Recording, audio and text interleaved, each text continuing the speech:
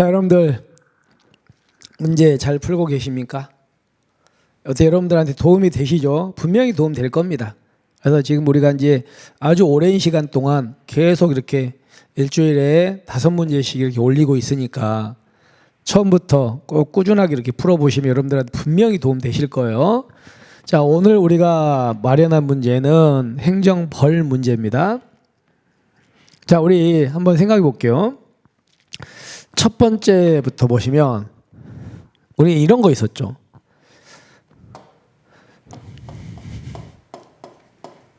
자, 법인이 있고요. 여기에 어떤 종업원이 있다고 합시다. 직원이.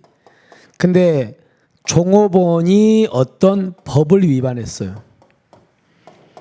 법을 위반하면 당연히 종업원은 뭐 됩니까? 처벌되잖아요. 그죠? 근데 종업원이 처벌되는데 이 법인도 처벌되는 경우가 있죠.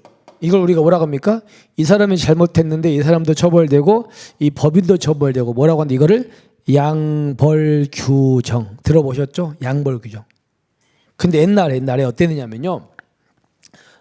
청소년보호법에서 이런 일이 있어. 청소년보호법에서 A라는 사람이 술집을 하는 업주예요. 근데 B가 종업원인 거지. 근데 이 종업원이 이 술집에서 청소년들 있죠. 청소년들을 출입시켜 술을 팔아버렸어요.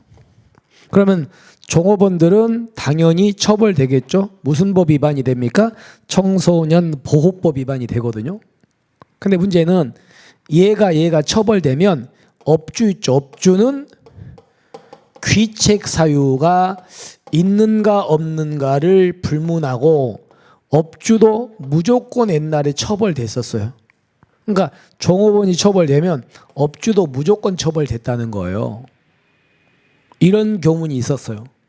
그럼 이게 정당하냐가 문제가 됐나? 우리 판례가 뭐라고 했냐면, 야, 종업원이 처벌된다고 업주는 귀책 사유 불문하고 무조건 처벌되는 건 뭐 하는 거다? 이건 잘못된 거다. 아니, 업주의 귀책 사유도 안 따져보고 아니 종업원이 처벌됐다고 업주도 무조건 처벌된다는 게 말이 되냐 이게? 그래서 위헌 판결을 받았거든요. 똑같아 보세요. 법인의 독자적인 책임에 관한 규정이 없이 단순히 종업원이 업무에 관한 범죄를 했다는 이유만으로 법인에게 형사처벌을 가하는 거. 그러니까 단순히 종업원의 업무에 대해서 범죄를 저질렀어.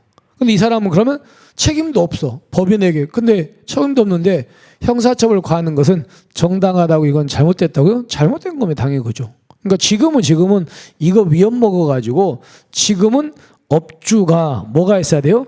귀책 사유가 있어야 됩니다. 이럴 때만 처벌합니다. 그래서 이건 책임주의 원칙에 반한다는 판결이 나온 거예요. 무조건 처벌하는 건 맞는지 뭐. 자, 그 다음에 여러분들 아까 이런 얘기했죠.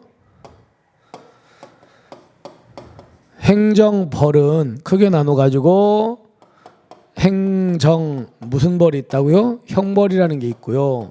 그 다음 과태료 때리는 질서벌이라는 게 있죠. 근데 여기는 말 그대로 형벌이에요. 형벌이니까 당연히 여기는요. 죄형 법정주의가 적용됩니까 안 됩니까? 되죠.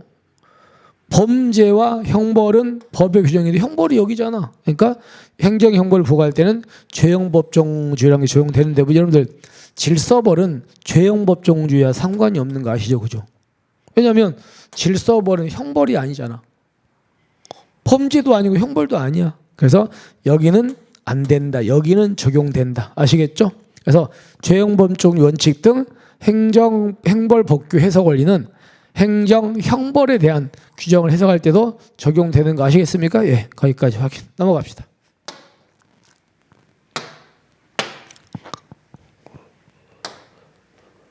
자, 그다음에 세 번째. 아까 제가 이런 얘기했죠. 종업원이 범죄를 저질러서 처벌이 되면 업주도 이제 처벌되는 뭐가 있다고요? 양벌 규정이 있는데 이제는 업주의 귀책 사유를 불문하고 업주를 무조건 처벌하는 건 잘못된 거라 그랬잖아. 그럼 지금은 어떻게 한다고요? 지금은 업주가 종업원을 선임하고 감독하는데, 업주가 종업원을 선임 감독하는데 주의 의무 있죠. 주의 의무 위반이 있어야 됩니다. 그러니까 업주한테 이렇게 귀책 사유가 있는 경우에만 종업원이 처벌되면 업주도 처벌되는 거거든요. 됐죠? 이런 경우 있어야 됩니다. 그러면 여기서 문제입니다.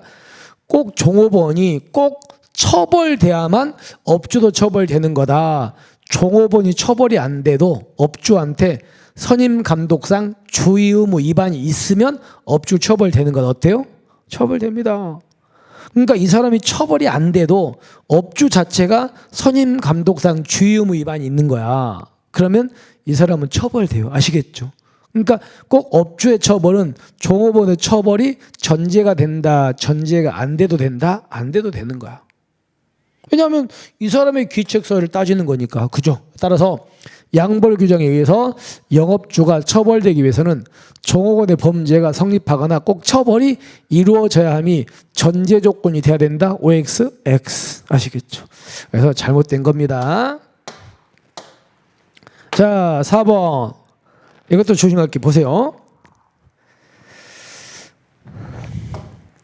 자, A라는 사람이 지방자치단체의 공무원입니다. 공무원인데 이 지방자치단체 공무원이 이제 업무를 수행해요. 업무를 수행하는데 이 사람이 뭐 했냐면 법을 위반해 버린 겁니다. 업무 수행하다가. 그래서 이 종업원이 이제 처벌되게 된 거예요. 종업원이 공무원이 처벌되게 된 겁니다. 업무 수행하다가 법 위반. 근데 문제는 이 공무원은 지방자치단체 공무원인데 이 사람을 고용한 지방자치단체가 있잖아요. 지방자치단체. 이 지방자치단체도 양벌 규정에 의해서 지방자치단체도 처벌되냐, 이 문제가 생긴다는 거지. 여러분, 어떻게 보면 지방자치단체 공무원은 지방자치단체에 고용된 사람이잖아. 어떻게 보면 종업원이잖아요. 그러면 지방자치단체는 법인이야. 그러면 종업원이 잘못하면 법인도 처벌되는 양벌 규정이 있다 그랬잖아. 그러니까 국가가 이 지방자치단체한테 형벌을 때릴 수 있냐, 이거 양벌 규정에 따라서.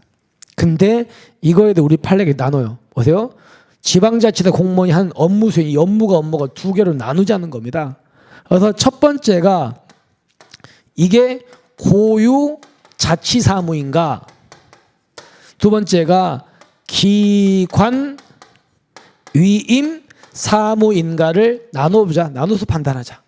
그래서 이게 지방자치 공무원이 한 업무가 고유 자치사무라면 이거는 국가 거예요. 고유 자치사무라면 지방자치단체 거예요. 지방자치단체 거잖아. 그러니까 그때는 이거는 지방자치단체 거니까 양벌 규정에 따라서 지방자치단체도 처벌 대상이 될 수 있대요. 이때는. 그런데 여기 있는 여러분 기관임의 사무는 공무원이 하긴 했는데 이 기관임 사무는 여러분들 지방자치단체 거예요. 국가가 맡긴 거예요. 국가가 맡긴 거야. 그러니까 이거는 국가 거지 지방자치단체 게 아닌 거라고. 이건 국가 끼고지 지방자치단체가 아니야. 그러니까 이거 하다가 잘못했다고 해가지고 지방자치단체도 양벌 규정에 따라 처벌된다는 거 말이 안 되잖아. 이거 아닌데. 그럼 정리해 볼게요. 지방자치단체 공무원이 고유 자치사무를 처리하다가 잘못해가지고 처벌될 때 지방자치단체도 양벌 규정에 따라 처벌될 수 있어. 근데 공무원이 고유 자치사무가 아니고 무슨 사무?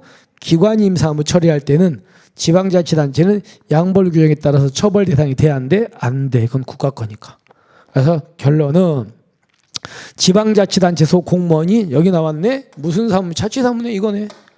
수행하던 중 법 위반 행위를 한 경우에 지방자치단체는 같은 법 양벌 규정에 따라서 처벌되는 법인에 들어가요. 네, 여러분 여기서 이 사무를요 기관이임 사무로 고치면 이거는 O다 X다 X가 되겠죠. 아시겠죠?